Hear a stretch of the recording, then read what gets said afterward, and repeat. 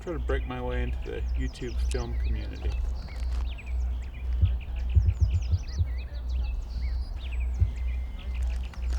All right, today we are going to talk about my new preset pack, FM Film.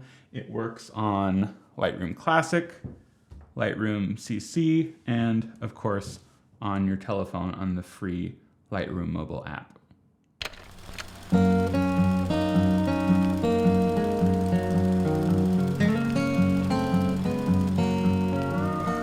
He's always looking for me with red wine on. All right, so this video is two pieces.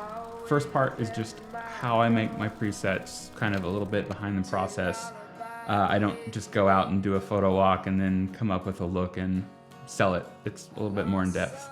The second part, probably the reason you're here, is for a little overview and kind of description of some of my favorite presets in the pack. Part one. So FM Film, this preset pack, I have been working on it for almost 19 months now. And basically how it works, you know, I'm shooting all the time, both personal work, advertising work. I make new looks, and as soon as one preset pack is done, I force myself to start working on new looks. So I make them, I tweak them, and it's so easy to make something that looks great on a photo, and then you take it into a different lighting situation, different subject, etc. And there's a lot that needs to be fixed. So those last 18 months has been a lot of, you know, creating things, but also tweaking them, deleting them, figuring things out, and really getting everything dialed in. Also, the more I shoot, the more I realize that digital sensors just capture light differently than film. And if you check out like the Portrait 800 hashtag or Color Plus, whatever, you're gonna see just a huge amount of different looks. And that largely depends, you know, on what and how you shoot, but what your lab does and what the technician's doing. And so over the past 18 months, I've shot about 7,500 frames of film. And, you know, I'm shooting in a certain light, certain film stock, and have particular preferences that I have state film put into my scans. And so I'm really basing this preset pack off of all of that. You know, you may like Portrait 800 or Color Plus to look way different than I do, and just want to call out that this isn't supposed to be a one-to-one ultimate final film look. It's just a digital version of what works for me in the film world. So this preset pack is based off of largely Portrait 800, Color Plus, Ektar, good Ektar scans, and there's some extra stuff that we'll go over that I don't necessarily equate to a particular film stock. I just like it. Cool. So we are in Lightroom, and what I'd like to do is show you how I use these presets and give you a little bit of info on how you can really learn to apply these to almost any photo quickly. This will work with this preset pack, any of the others I've released, and basically any preset in general. So really, we're gonna rely on the preset to stylize the photo, and we're gonna have to do some things on our end probably to balance that out some of the time. There are really three tools we use to fix things quickly to see if a preset is gonna work. Tied for first place are white balance and exposure, and second place is contrast. So let's start with the white balance and exposure. And let's go in here on this car photo. I generally shoot things pretty dark, right? You can see right here that I was really shooting to retain this highlight. That's what people call shooting for the highlights, by the way. So we've got that, and I'm gonna go ahead and apply the daylight preset. This particular preset is what I have used for basically all of my advertising work. In every preset pack, again, I'm making this as I, you know, do my job. And so there's always a preset that is the thing that is covering all of my advertising work. Obviously, I have clients that don't want things to look like Ektar. So daylight, I mean, this could be the only preset released in a pack, and it would be, to me, worth it. I use it for everything. So with daylight, I'm usually gonna bring up the exposure a little bit, and you can tell now that's changing the effect quite a bit. Also, check out what the white balance does. And when I'm changing things, I'm not gonna really get lost in the weeds. Let me reset that. I'm gonna apply the preset and I'm gonna grab and hold onto the exposure slider, but I'm not gonna look at the numbers. I'm gonna look right at the photo. I'm gonna go too far each way, come back into the middle. Same thing with white balance. I'm gonna go too far each way, find a spot in the middle, bring those highlights down, bring this up, drop the shadows. I'm pretty much done. That's kind of the workflow. So let's do another one with daylight. Okay, so this is gonna be a pretty easy photo. It's even light, it's good light. Daylight, you could call it done there. Once again, I might warm it up a little bit and, you know, drop that. There you go. But let's find something a little bit more challenging. Once again, we're using those first two tools, exposure and white balance, over and over. And whether we're using this preset pack or anyone else's, we're gonna use these three things. So exposure, let's get it up somewhere over there. Start dragging the white balance around. And you do that because if you're doing these tiny movements, like you might not even be able to tell on the screen, you're just gonna get like stuck. You really just, right now, we're seeing if this preset works for the photo. We're not trying to get perfect, we're just trying to see. So reset, daylight, I'm gonna bring it up so I can see what's going on. Feels balanced. I'm gonna go back and forth.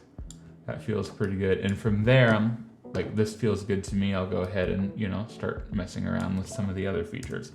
That's the big one. In addition to just the levels, adjusting the white balance and the exposure is really going to move your skin tones around too. So, you know, once again, this is kind of the way you do it. Let's pick another one. Okay, this is a 35mm Portrait 800. I'm gonna drop that down. I'm gonna do this, and that's gonna be the workflow with everything. The third thing is contrast. That doesn't necessarily mean that the contrast slider is always the culprit. So let's go ahead and just pick a high contrast photo right here. And let's just grab something that doesn't work very well. I designed them all to work pretty well, but you're always gonna run into something that just like is not a fit. Let's see. So let's try this, 400H2. One, we're gonna adjust the exposure, do this, but maybe there's still too much contrast. So first thing you're gonna do is, generally it's not the contrast slider. Right below it, these set of sliders, highlights, shadows, whites, blacks, those are gonna do a lot. And down in your tone curve panel, this is gonna do a lot. So I'm generally gonna look at what's happening. If I see over here, you know, shadows are way down, highlights are up, you know, things are flipped, that's gonna be where I start working. But right now I see that on this tone curve, this is down really far. And so there's this little tool in here, you can click it.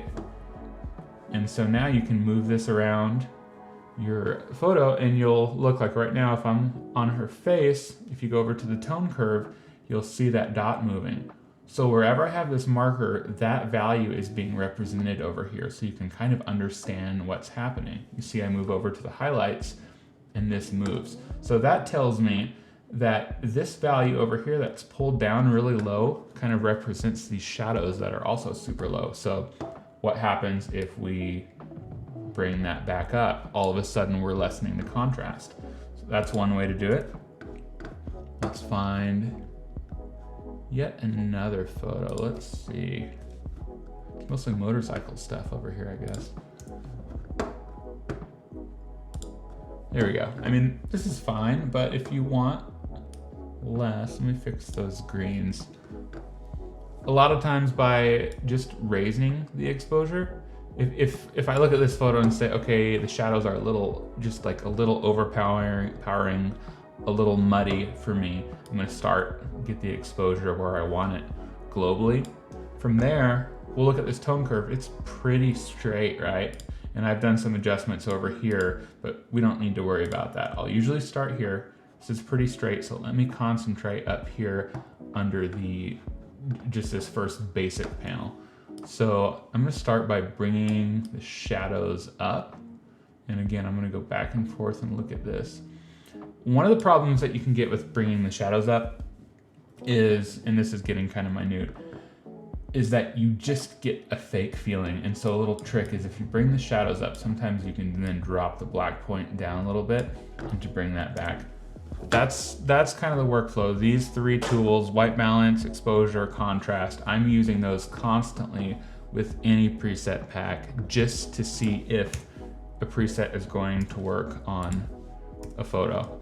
You know, one more, I'll go over this kind of stuff. Okay, that looks bad. Let's try this one. Exposure, right? Let's warm it up. There we are. And then from there, I can kind of go into the details. You know, often I'm bringing in the reds a little bit more. I might take this same dropper tool, click on hue, and move things around on the skin. That is generally the workflow. I'll go through a couple of these presets. So we have the daylight.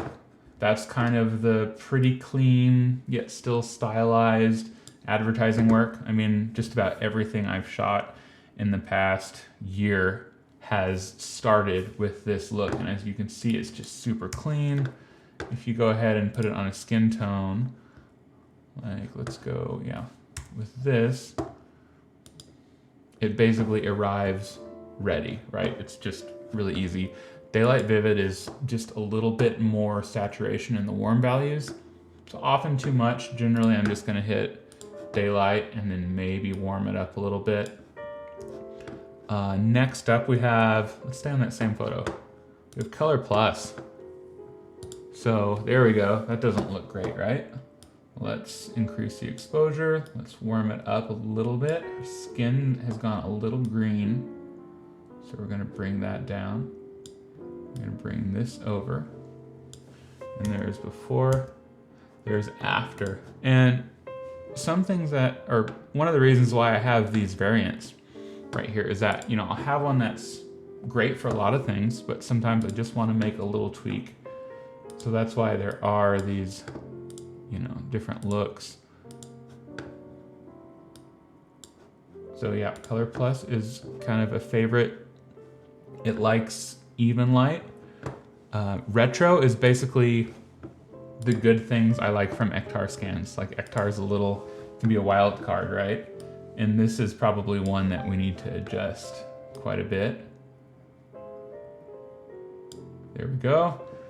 But let me just go to a photo like this. If I go through this whole list of 7, you'll see a similar feel, but you're going to see slight color changes, little shifts.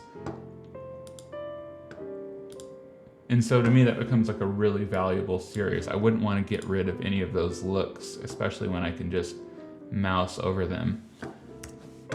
Okay, we have a couple of black and white presets here, which is crazy for me. Let's try this. These aren't based on a film. They're based on me being a big fan of Kurt Marcus's work and doing, compared to his work, what is a really bad imitation. But I like it. It's called Cowboy. Something that the Cowboy preset does that none of these other presets do is it sets the white balance temperature really low. Everything else is going to leave your white balance as it was. And the way this preset works is if you watch the image as I warm it up, you'll see the changes take place, right? So here's how you use it. Cowboy. Okay, number 1, do we have way too much contrast? Look over here. We have a couple of options. The white slider is really up, and we also have this tone curve value we could bring up. I typically will bring down the whites right here, and you can also just adjust the exposure to kind of pick the contrast that you want. Cowboy 2 is just a variant of the preset we just looked at. Here's the thing, if you come out of Cowboy 2 and click a different one, your white balance is not resetting, so just remember that. But yeah, we have some 400H. Over here, some different variants. We have, this is just, you know, I don't know what film that is, I just happen to like it. We've got some 35mm kind of Portra 800 state film scan looking stuff. And then also I have a couple of different grains here. So here's grain, none. Here's 645 grain, 35mm look, and kind of a 6.7 look. So what you can do is, you know, apply, let's see, you can apply the preset that you like, and then you can go down here and choose a different grain, and yeah, you're done. Untitled preset, I don't know what that is, that will be deleted, and there's some other stuff that are just kind of bonuses, but this is FM film. So those are just some of my favorite and most used presets in the pack. There are a lot more. And once again, there's a companion document that comes with the instant download. It just kind of gives you that reminder of how I think about each one of those presets, and also how I use the tools in Lightroom to quickly change and see if a preset's gonna work for a particular photo. The preset pack is available now. It's called FM Film. It works on everything, including your phone. Thanks a lot.